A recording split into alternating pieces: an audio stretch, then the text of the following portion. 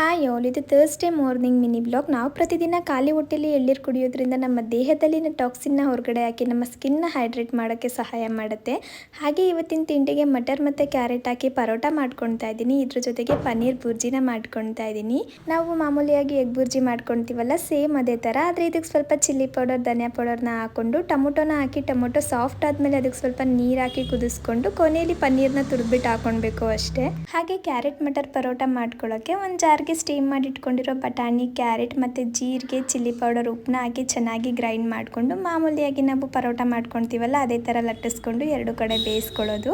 ಹಾಗೆ ನನ್ನ ಹಸ್ಬೆಂಡ್ ಇವತ್ತು ಆಫೀಸ್ಗೆ ಲೇಟಾಗಿ ಹೋಗ್ತೀನಿ ಅಂತ ಹೇಳಿದರು. ಹಾಗಾಗಿ ನನಗೂ ಕೂಡ ಪರ್ಸ್ನಲ್ ಕೆಲಸ ಇತ್ತು, ಅದನ್ನೆಲ್ಲ ಇವತ್ತೇ ಮುಗಿಸ್ಕೊಂಡು ಬಿಡೋಣ ಅಂತ ಹೇಳಿ ಮೊದಲೇ ಪ್ಲ್ಯಾನ್ ಮಾಡ್ಕೊಂಡಿದ್ದೆ. ನನ್ನ ಹಸ್ಬೆಂಡ್ಗೆ ಬೇಗ ಆಗೋ ಥರ ಇವತ್ತು ಟಿಫನ್ ಎಲ್ಲ ಮಾಡಿಕೊಟ್ಬಿಟ್ಟು ನಾನು ಮೊದಲು ರಾಘವೇಂದ್ರ ಸ್ವಾಮಿ ದೇವಸ್ಥಾನಕ್ಕೆ ಹೋಗಿ, ಅಲ್ಲಿಂದ ಸಾಯಿಬಾಬನ ದೇವಸ್ಥಾನಕ್ಕೆ ಹೋಗಿ ನನ್ನ ಕೆಲಸನೂ ಕೂಡ ಮುಗಿಸ್ಕೊಂಡು ನಾನು ಶಾಪಿಗೆ ಬಂದೆ.